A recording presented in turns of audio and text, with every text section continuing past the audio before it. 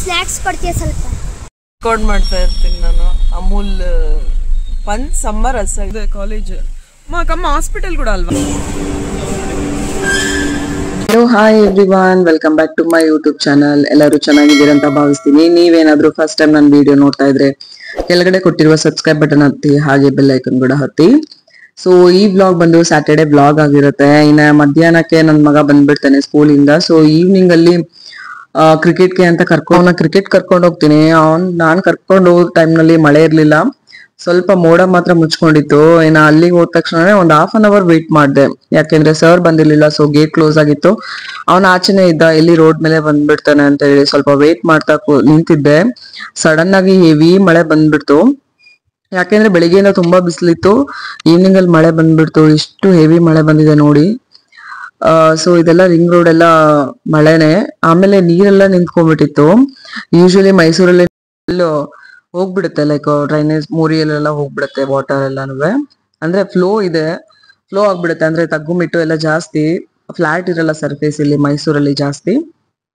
So ನಾವೆಲ್ಲ ಹೋಗಿ ಒಂದ್ ಕಡೆ ಹೋಗಿ ನಿಂತ್ಕೊಂಡ್ವಿ ಆಮೇಲೆ ತುಂಬಾ ದಿನ ಆಗಿತ್ತು ಈ ರೀತಿ ಮಳೆ ನೋಡಿ ಅಂದ್ರೆ ಯೂಶುವಲಿ ನಾನು ಆಚೆ ಬಂದಿರಲ್ಲ ಮಳೆ ಟೈಮ್ ನಲ್ಲಿ ಸೊ ಮಕ್ಳೆಲ್ಲ ತುಂಬಾ ಹಠ ಮಾಡ್ತಾ ಇದ್ರು ಕೆಲವ್ರಂತೂ ನನಿಯಕ್ ಹೋಗ್ತಾ ಇದ್ರು ನಾನ್ ಸ್ವಲ್ಪ ಭಯ ಇಡ್ತಾ ಇದ್ದೆ ನಾನು ಮತ್ತೆ ಇನ್ನೊಬ್ರು ಮಾತ್ರ ನಿಂತಿದ್ರು ಇನ್ನೆಲ್ಲ ಪೇರೆಂಟ್ಸ್ ಬಿಟ್ಟು ಹೋಗ್ಬಿಟ್ಟಿದ್ರು ಮಕ್ಳನ್ನ ಬಂದಿರ್ಲಿಲ್ಲ ಸೊ ಸಾರ್ಗೋಸ್ಕರ ವೇಟ್ ಮಾಡ್ತಾ ಇದ್ವಿ ಏನ್ ಹೇಳ್ತಾರೆ ಅಂತ ಇನ್ನು ನನ್ ಮಗನ್ಗೆ ಹೇಳ್ತಾ ಇದ್ದೆ ನಮ್ಮ ಮನೆಗ್ ಹೋಗ್ಬೇಡ ಅಂತ ಬಟ್ ಮಳೆ ತುಂಬಾ ಬರ್ತಾ ಇತ್ತಲ್ವಾ ಸೊ ಸ್ವಲ್ಪ ಹೊತ್ತು ಅಲ್ಲೇ ವೇಟ್ ಮಾಡ್ತಾ ಇದ್ವಿ ಹಾಗೆ ಕೆಲವೊಂದು ಪೇರೆಂಟ್ಸ್ ಎಲ್ಲ ಬಂದು ಮಕ್ಕಳನ್ನ ಕರ್ಕೊಂಡು ಹೋಗ್ತಾ ಇದ್ರು ಸೊ ಒಂದೊಂದ್ಸಲ ಈ ರೇನಿ ಸೀಸನ್ ಅಲ್ಲಿ ಮೈಸೂರಲ್ಲಿ ಕೆಲವೊಂದ್ಸಲ ಹಾಲಿಡೇಸ್ ಕೊಟ್ಬಿಡ್ತಾರೆ ಲಾಸ್ಟ್ ಇಯರ್ ಸ್ಕೂಲ್ ಕೂಡ ಹಾಲಿಡೇ ಕೊಟ್ಬಿಟ್ಟಿದ್ರು ಟೂ ಡೇಸ್ ಬಟ್ ಇಯರ್ ಅಷ್ಟೊಂದು ಕೊಟ್ಟಿರ್ಲಿಲ್ಲ ಆಮೇಲೆ ಮಾರ್ನಿಂಗ್ ಟೈಮ್ ನಲ್ಲಿ ಸ್ಕೂಲ್ಗೆ ಹೋಗೋ ಟೈಮ್ ನಲ್ಲಿ ಫುಲ್ ಮೋಡ ಮುಚ್ಕೊಂಡ್ಬಿಟ್ಟಿರುತ್ತೆ ಅಂದ್ರೆ ಲೈಕ್ ನೈಟ್ ಆದಂಗ ಆಗಿರುತ್ತೆ ಒಂದ್ 6:30 7 ಆಗಿರುತ್ತಲ್ವಾ ಹಾಗಾಗಿರುತ್ತೆ ಒಂದೊಂದ್ಸಲ ನಾನು ವೆದರ್ ಚೆಕ್ ಮಾಡಿದಾಗ ಟೈಮಿಂಗ್ಸ್ ಕರೆಕ್ಟ್ ಆಗಿ ಇಟ್ಕೊಂಡ್ಬಿಡುತ್ತೆ ರೈನ್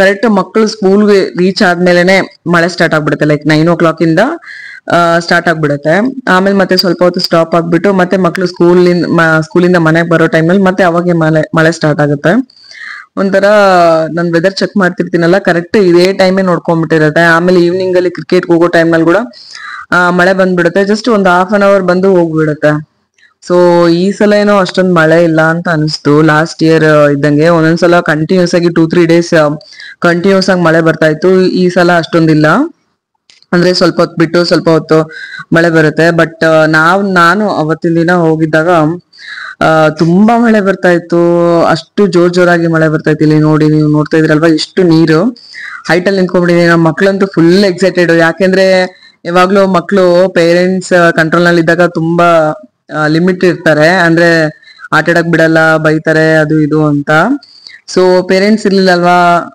ಸೊ ಅಷ್ಟೊಂದು ಫುಲ್ ಎಂಜಾಯ್ ಮಾಡ್ತಿದ್ದೆ ನಾನು ಅಷ್ಟು ಭಯ ಇಟ್ರು ಕೂಡ ಅಷ್ಟೊಂದು ಎಂಜಾಯ್ ಮಾಡ್ತಾ ಇದ್ರು ಹೋಗಿ ಮಳೆಯಲ್ಲಿ ಹಬ್ಬ ಫುಲ್ ಸಿಹಿ ಆದಂಗ ಆಗ್ಬಿಟ್ಟಿದೆ ಫುಲ್ ಸ್ವಿಮ್ಮಿಂಗ್ ಪೂಲ್ ಆದಂಗ ಆಗ್ಬಿಟ್ಟಿದೆ ಸ್ವಿಮ್ಮಿಂಗ್ ಮಾಡ್ಬೋದು ಅಂತ ಮಾತಾಡ್ತಾ ಇದ್ರು ಸೊ ಇಲ್ಲಿ ನೋಡಿ ಎಷ್ಟೆಲ್ಲ ನೀರು ಬಂದ್ಬಿಟ್ಟಿದೆ ನಾನಂತೂ ತುಂಬಾ ದಿನ ಆಗಿತ್ತು ಈ ಮಳೆಯಲ್ಲಿ ನಿಂದು ಮಳೆ ಬಂದ್ರಂತೂ ಆಚೆ ಹೋಗಲ್ಲ ತುಂಬಾ ರೇರೆ ಹೋಗೋದು ಸೊ ಸುತ್ತಮುತ್ತಲೆಲ್ಲಾನು ಗ್ರೀನರಿ ತುಂಬಾ ಕೂಲ್ ಆಗಿತ್ತು ಸ್ವಲ್ಪ ಹನಿ ಆಗ್ತಾ ಇತ್ತು ಇನ್ನ ಮನೆಗೆ ಹೊರಡೋಣ ಅಂತ ಹೇಳಿ ರೆಡಿ ಆದ್ವಿ ಇನ್ನ ನನ್ ಮಗ ಇಲ್ಲ ಮಮ್ಮಿ ನಾ ಏನೋ ಆಟ ಆಡ್ತೀನಿ ಅಂತ ಹೇಳಿ ಹೋಗಿ ಕೇಳ್ಕೊಂಡ್ ಬಂದ್ರು ಸರ್ ಹೇಳ್ಬಿಟ್ಟು ಇನ್ನ ಫೀಲ್ಡ್ ಸರಿ ಇಲ್ಲ ಇನ್ನ ಆಟ ಆಡಕ್ ಆಗಲ್ಲ ಇಲ್ಲಿ ಅಂತ ಹೇಳಿ ಇನ್ನ ಮನೆಗೆ ಕಳಿಸ್ಬಿಟ್ರು ಒಂದ್ ಸ್ವಲ್ಪ ಬೇಜಾರಾಗಿ ಬಂದ ಇನ್ನ ನನ್ ಸ್ಕೂಟಿ ಅಂತೂ ಫ್ರೀಯಾಗಿ ಸರ್ವಿಸೇ ಆಗ್ಬಿಡ್ತು ಮಳೆಯಲ್ಲಿ ಫುಲ್ ನೆಂದು ಹೋಗ್ಬಿಟ್ಟು ಚೆನ್ನಾಗಾಯ್ತು ಇನ್ನ ಈವ್ನಿಂಗ್ ಅಲ್ಲಿ ಬಂದು ಇನ್ನ ಮನೆಯಲ್ಲಿ ಸ್ವಲ್ಪ ಬಂದು ಫ್ರೆಶ್ ಅಪ್ ಆದ್ವಿ ಇನ್ನ ಅವ್ನಿಗೆ ಕ್ರಿಕೆಟ್ ಇಲ್ಲ ಅಂತ ಹೇಳಿ ನೈಟ್ ಶೋಗ್ ಹೋಗೋಣ ಅಂತ ಅನ್ಕೊಂಡಿದ್ವಿ ನಾವು ಹೋಗ್ಬೇಕಾಗಿದ್ ಮೂವಿ ಅಂದ್ರೆ ಕಣ್ಣಪ್ಪ ಮೂವಿ ಆಕ್ಚುಲಿ ರಿಲೀಸ್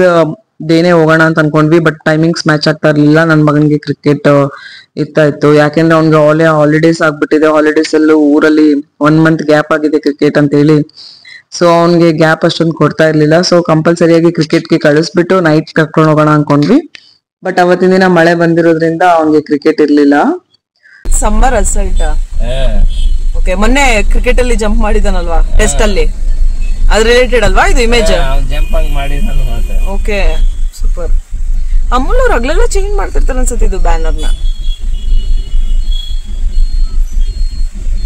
ದಾರಿಯಲ್ಲಿ ಫುಲ್ ಕನ್ಫ್ಯೂಷನ್ ಆಗ್ತಾ ಇತ್ತು ಯಾಕಂದ್ರೆ ನಾವು ಮನೆಯಿಂದ ಬಿಟ್ಟಿದ್ದು 6 o'clockಗೆ ಆಕ್ಚುಲಿ ಶೋ ಟೈಮಿಂಗ್ಸ್ ಎಲ್ಲ ಇರೋದು ಒಂದೊಂದು ಥಿಯೇಟರ್ ಅಲ್ಲಿ ಒಂದೊಂದ್ ತರ 6:30 ಒಂದು 6:40 ಒಂದು 6:50 ಒಂದು. ಸೊ ಫಸ್ಟ್ ಗರುಡ ಮಲ್ಲಲ್ಲಿ ಹೋಗೋಣ ಅಂತ ಅನ್ಕೊಂಡ್ವಿ. ಅದು ಆಕ್ಚುಲಿ 6:30 ಏನೋ ಶೋ ಇತ್ತು. ಸೊ ಅಲ್ಲೇ ಆಗಲ್ಲ ಅಂತ ಹೇಳ್ಬಿಟ್ಟು ನಮ್ಮ ಮನೆಯವ್ರು ಹಾಗೆ ಟ್ರ್ಯಾಕ್ ಮಾಡ್ತಾ ಇದ್ರು ಮೊಬೈಲ್ ಅಲ್ಲಿ. ಸೊ 6:50 ಶೋ ಹೋಗೋಣ, ಅದು ಮಾಲ್ ಆಫ್ ಮೈಸೂರಲ್ಲಿ ಇದೆ ಅಂತ ಅಲ್ಲಿಗೆ ಹೋಗಿ ಡಿಸೈಡ್ ಮಾಡಿದ್ವಿ.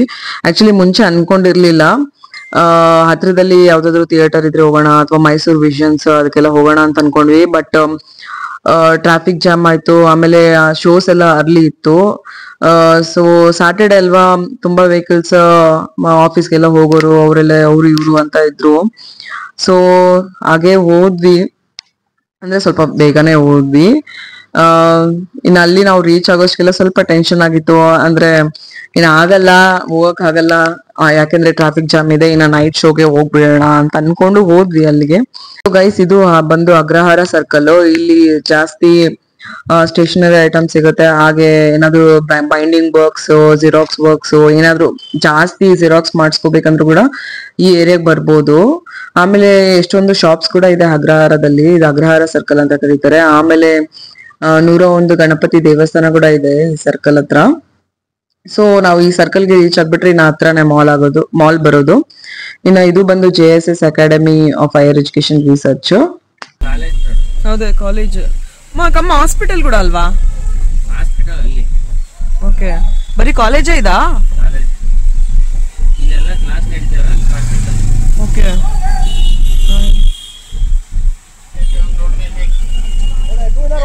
ಸೊ ಇಲ್ಲಿ ಮಾಲ್ ಆಫ್ ಮೈಸೂರ್ ಹತ್ರನೇ ಸ್ವಲ್ಪ ಟ್ರಾಫಿಕ್ ಜಾಸ್ತಿ ಇತ್ತು. ಹಾಗೆ ಇಲ್ಲಿ ಒಂದು JSS ಹಾಸ್ಪಿಟಲ್ ಬರುತ್ತೆ.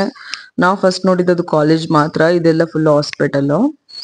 ನೋಡಿ ಎಷ್ಟು ದೊಡ್ಡದಾಗಿ ಕಟ್ಸಿದ್ದಾರೆ ಹಾಸ್ಪಿಟಲ್ನ. ತುಂಬಾ ಫೇಮಸ್ ಹಾಸ್ಪಿಟಲ್ ಕೂಡ ಇದು ಮೈಸೂರಲ್ಲಿ.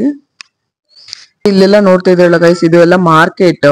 ಅಂದ್ರೆ ನೈಟೇ ಬಂದು ಇಳಿಸ್ಬಿಡ್ತಾರೆ ಅಥವಾ ಅರ್ಲಿ ಮಾರ್ನಿಂಗ್ ಬಂದು ಹಳ್ಳಿಯಿಂದ ಬಂದು ಎಲ್ಲ ವೆಜಿಟೇಬಲ್ಸ್ ಎಲ್ಲ ಇಳಿಸ್ಬಿಡ್ತಾರೆ. ಸೊ ಇಲ್ಲಿಂದ ಚಿಕ್ಕ ಚಿಕ್ಕ ಶಾಪ್ಸ್ಗೆಲ್ಲ ಸಪ್ಲೈ ಆಗುತ್ತೆ. ಸೊ ನಾವು ಇನ್ನ ಫೈನಲ್ ಆಗಿ ಮಾಲ್ಗೆ ರೀಚ್ ಆದ್ವಿ. ಇನ್ನ ಇಲ್ಲಿ ಪಾರ್ಕಿಂಗ್ ಏರಿಯಾ ನಾವು ಒಳಗಡೆ ಬಿಡ್ಲಿಲ್ಲ, ಆಚೆ ಕೂಡ ಇದೆ ಪಾರ್ಕಿಂಗ್ ಏರಿಯಾ, ವೈಡ್ ಆಗಿದೆ. ಮುಂಚೆ ಇರ್ಲಿಲ್ಲ, ಈಗೀಗ ಮಾಡಿದ್ದಾರೆ ಪಾರ್ಕಿಂಗ್ ನ. ಆಮೇಲೆ ನಾವು ತುಂಬಾ ದಿನ ಆಗಿತ್ತು ಈ ಮಾಲ್ಗೆ ಹೋಗಿ. ನಮ್ಮ ಅತ್ತೆ ಮಾವ ಬಂದಾಗೆ ಹೋಗಿದ್ವಿ, ಒಂದು ಫೆಬ್ರವರಿ ತಿಂಗಳಲ್ಲಿ ಹೋಗಿದ್ವಿ.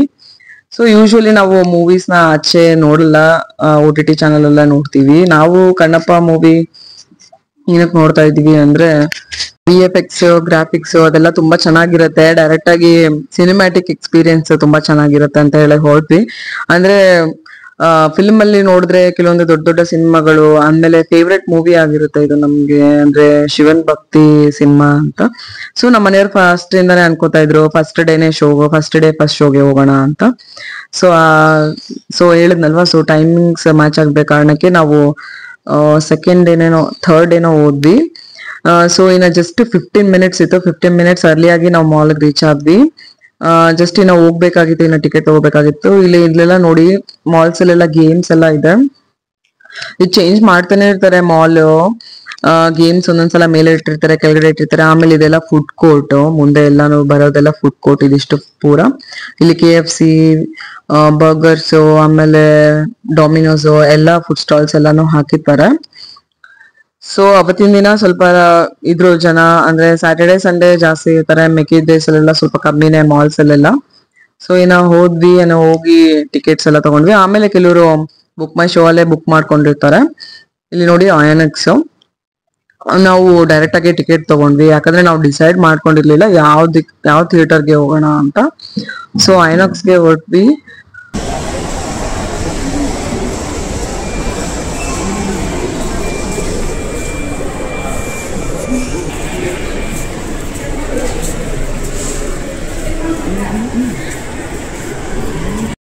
ಈ ಮೂವಿ ಜೊತೆ ಇನ್ನ ಕೆಲವೊಂದು ಮೂವೀಸ್ ಕೂಡ ರಿಲೀಸ್ ಆಗಿತ್ತು. ಸಿತಾರೆ ಜಮೀನ್ ಪರ್, ಹಾಗೆ ಕುಬೇರ ಮೂವಿ, ಆಮೇಲೆ ಕೆಲವೊಂದು ಮೂವೀಸ್ ಕೂಡ ರಿಲೀಸ್ ಆಗಿತ್ತು ಇದ್ರ ಜೊತೆನೆ. ಸೊ ಅಲ್ಲಲ್ಲಿ ಪ್ಯಾನಲ್ಸ್ ಎಲ್ಲ ಹಾಕಿರ್ತಾರೆ, ಮೂವಿ ರಿಲೇಟೆಡ್ ಪ್ಯಾನಲ್ಸ್. ಆಮೇಲೆ ನೆಕ್ಸ್ಟ್ ಅಪ್ಕಮಿಂಗ್ ಮೂವೀಸ್ ಕೂಡ ಹಾಕಿರ್ತಾರೆ, ನೆಕ್ಸ್ಟ್ ಯಾವ್ಯಾವ ಬರುತ್ತೆ ಈ ಪ್ಲೇಸ್ ಅಲ್ಲಿ ಅಂತ.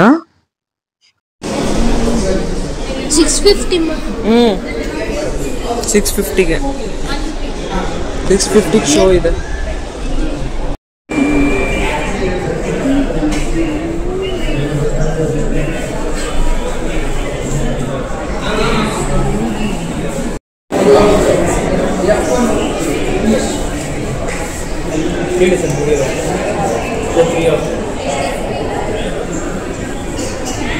ಟಿಕೆಟ್ ಎಲ್ಲ ತಗೊಂಡೋಗಿ ನಾವು ಒಳಗಡೆ ಹೋದ್ವಿ. ಬನ್ನಿ ಒಳಗಡೆ ಥಿಯೇಟರ್ ಅಲ್ಲಿ ಹೋಗ್ತಾ ಇದೀವಿ. ಹೋದ ತಕ್ಷಣನೇ ಶಾಕ್ ಆಯ್ತು. ಏನಕ್ಕೆ ಅಂದ್ರೆ ಥಿಯೇಟರ್ ಸ್ವಲ್ಪ ಮಾತ್ರನೇ ಫುಲ್ ಆಗಿತ್ತು, ಇನ್ನು ಮಿಕ್ಕಿದೆಲ್ಲ ಖಾಲಿನೇ ಇತ್ತು. ಸೊ ನಾವು ಕೂಡ ತುಂಬಾ ದಿನ ಆಗಿತ್ತು ಥಿಯೇಟರ್ಗೆಲ್ಲ ಹೋಗಿ, ಯಾಕಂದ್ರೆ OTT ಅಲ್ಲೇ ನೋಡ್ತಾ ಇದ್ವಿ. ಆಮೇಲೆ ಮೂವಿ ಸ್ಟಾರ್ಟ್ ಆಗಿದ್ದ ಮುಂಚೆಗೆ ಸುಮಾರು ಟ್ರೈಲರ್ಸ್ ಎಲ್ಲ ಬಿಡ್ತಾರೆ, ಅದು ಕೂಡ ಚೆನ್ನಾಗಿತ್ತು. ನೋಡಿ ಇಲ್ಲಿ ಥಿಯೇಟರ್ ಎಲ್ಲ ಖಾಲಿ ಅನ್ಸ್ತು. ಆಮೇಲೆ ಮೂವಿ ಸ್ಟಾರ್ಟ್ ಆದ್ಮೇಲೆ ಜನ ಬಂದ್ರು.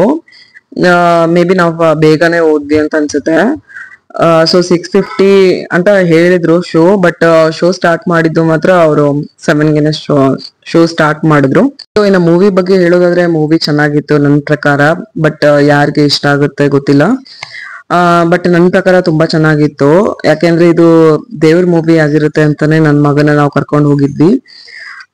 ಸೊ ಚೆನ್ನಾಗಿತ್ತು ಮೂವಿ ಎಲ್ಲ. ಇನ್ನು ಮೂವಿ ವಿಷಯಕ್ಕೆ ಬಂದ್ರೆ ಫಸ್ಟ್ ಹಾಫ್ ಸ್ವಲ್ಪ ಬೋರಿಂಗ್ ಇದೆ, ಲಿಟಲ್ ಬಿಟ್ ಬೋರಿಂಗ್ ಇದೆ.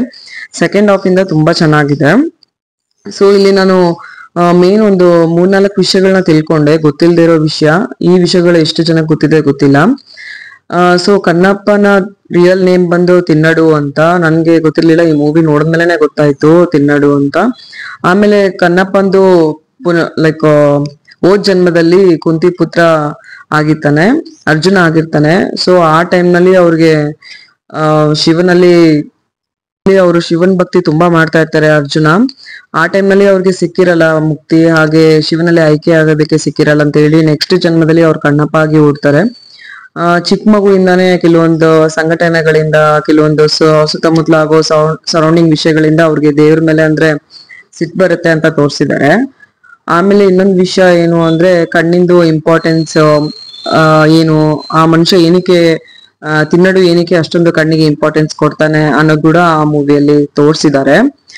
ಆಮೇಲೆ ಹೇಳಿದ್ನಲ್ವಾ ಫಸ್ಟ್ ಹಾಫ್ ಸ್ವಲ್ಪ ಲಿಟಲ್ ಬಿಟ್ ಇದೆ ಅಂತ. ಆಮೇಲೆ ಫಸ್ಟ್ ಅಲ್ಲಿ ಒಂದು ಸಾಂಗ್ ಬರುತ್ತೆ, ಮಂಚು ವಿಷ್ಣು ಅವ್ರ ಮಕ್ಳೇ ಮಾಡಿದ್ದಾರೆ ಸಾಂಗ್ ನ. ತುಂಬಾ ಅಂದ್ರೆ ತುಂಬಾ ಚೆನ್ನಾಗಿದೆ ಸಾಂಗ್, ನನ್ಗೆ ತುಂಬಾ ಇಷ್ಟ ಆಯ್ತು. ಅಂದ್ರೆ ಕಾಳಹಸ್ತಿದು ಡಿಟೇಲ್ ಆಗಿ ಸಾಂಗ್ ಮುಖಾಂತರ ತೋರಿಸಿದ್ದಾರೆ. ಎಷ್ಟು ಜನಕ್ಕೆ ಗೊತ್ತಿದೆ ಗೊತ್ತಿಲ್ಲ ಕಾಳಹಸ್ತಿ ಬಗ್ಗೆ, ಬಟ್ ನನಗೆ ಗೊತ್ತಿರ್ಲಿಲ್ಲ ಫುಲ್ ಆಗಿ. ಬಟ್ ಅದ್ರದ್ದು ರಿಲೇಟೆಡ್ ಎಲ್ಲ ಥಿಂಗ್ಸ್ ಎಲ್ಲನೂ ಒಂದ್ ಸಾಂಗ್ ಮುಖಾಂತರ ತುಂಬಾ ಚೆನ್ನಾಗಿದೆ. ಸೊ ಫಸ್ಟ್ ಸ್ಟಾರ್ಟಿಂಗ್ ಸಾಂಗ್ ಮಾತ್ರ ತುಂಬಾ ಇಷ್ಟ ಆಯ್ತು ಗೈಸ್, ತುಂಬಾ ಚೆನ್ನಾಗಿದೆ. ಇನ್ನ ನೆಕ್ಸ್ಟ್ ಪ್ರಭಾಸ್ ಎಂಟ್ರಿ ಕೊಟ್ಟಾದ್ಮೇಲೆ, ಪ್ರಭಾಸ್ ಬಂದಾದ್ಮೇಲೆ ಕೂಡ ತುಂಬಾ ವಿಷಯಗಳು ತಿಳಿಸ್ತಾನೆ. ಏನು ಅಂದ್ರೆ ಲೈಕ್ ಜಾಸ್ತಿ ಮಡಿ ಮಾಡೋದಾಗ್ಲಿ, ವಿಚಾರ ಹೇಳೋದಾಗ್ಲಿ, ಆಮೇಲೆ ಆಮೇಲೆ ನೇಮಗಳು ಅದನ್ನೆಲ್ಲ ಪಾಲಿಸೋದು ಇಂದ ಏನು ಬರಲ್ಲ. ಸೊ ಶ್ರದ್ಧಾ ಭಕ್ತಿಯಿಂದ ಪೂಜೆ ಮಾಡಿದ್ರೆ ಸಾಕು ಅಂತ ಅದನ್ನು ಕೂಡ ತಿಳಿಸ್ಕೊಡ್ತಾನೆ. ಅಂದ್ರೆ ಶಿವನೇ ರುದ್ರಾವತಾರದಲ್ಲಿ ಬಂದಿರ್ತಾನೆ ಭೂಮಿ ಮೇಲೆ. ಅಂದ್ರೆ ಕಣ್ಣಪ್ಪಂದು ಅಂದ್ರೆ ತಿನ್ನಡುದು ಕಣ್ಣು ತೆರೆಸ್ತಾನೆ, ಅಂದ್ರೆ ದೇವ್ರ ಮೇಲೆ ಇರೋ ಭಕ್ತಿನ ತೋರಿಸ್ತಾನೆ. ಲೈಕ್ ಇದೆ ನಿನ್ಗೂ ಕೂಡ ಭಕ್ತಿ ಇದೆ ಅಂತ. ಅಂದ್ರೆ ಚಿಕ್ಕ ವಯಸ್ಸಲ್ಲಿ ಕೆಲವೊಂದು ಘಟನೆಗಳಿಂದ ಆ ಮನುಷ್ಯನ್ಗೆ ಭಕ್ತಿ ಅನ್ನೋದು ಇರಲ್ಲ, ದೇವ್ರ ಮೇಲೆ ನಂಬ್ತಾ ಇರಲ್ಲ. ಸೊ ಅವ್ರಿಗೆ ಒಂದು ಮನ ಪರಿವರ್ತನೆ ಮಾಡ್ತಾರೆ ಪ್ರಭಾಸ್ ಅವರು ಬಂದು ಲೈಕ್ ಸೆಕೆಂಡ್ ಹಾಫ್ ಅಲ್ಲಿ. ಅದು ತುಂಬಾ ಚೆನ್ನಾಗಿದೆ, ಒಂಥರ ಕನ್ವರ್ಸೇಷನ್ ತುಂಬಾ ಚೆನ್ನಾಗಿದೆ. ಆಮೇಲೆ ಲೈಕ್ ಶಿವರಾತ್ರಿ ದಿನ ಉಪವಾಸ ಮಾಡ್ತಾರಲ್ವಾ, ಹೇಳಿಲ್ಲ ಅಂದ್ರೆ ಉಪವಾಸ ಮಾಡೋದು ಕೂಡ ಒಳ್ಳೇದೇ, ಬಟ್ ಕೆಲವ್ರಿಗೆ ಏನೋ ಫೋರ್ಸ್ಬಲ್ ಆಗಿ ಮಾಡೋದು ಅದೆಲ್ಲ ಇರಲ್ಲ. ಲೈಕ್ ದೈವ ಭಕ್ತಿಯಿಂದ ಏನ್ ಮಾಡಿದ್ರು ಇಷ್ಟ ದೇವ್ರಿಗೆ ಅಂತ ತೋರ್ಸ್ಕೊಟ್ಟಿದ್ದಾರೆ, ತುಂಬಾ ಚೆನ್ನಾಗಿತ್ತು. ಸೊ ಇನ್ನ ಬ್ರೇಕ್ ಟೈಮ್ ನಲ್ಲಿ ಇಲ್ಲಿ ಪಾಪ್ಕಾರ್ನ್ ಕೂಡ ತಗೊಂಡೋಗ್ ಬಂದಿದ್ವಿ ಇಲ್ಲೆಲ್ಲ.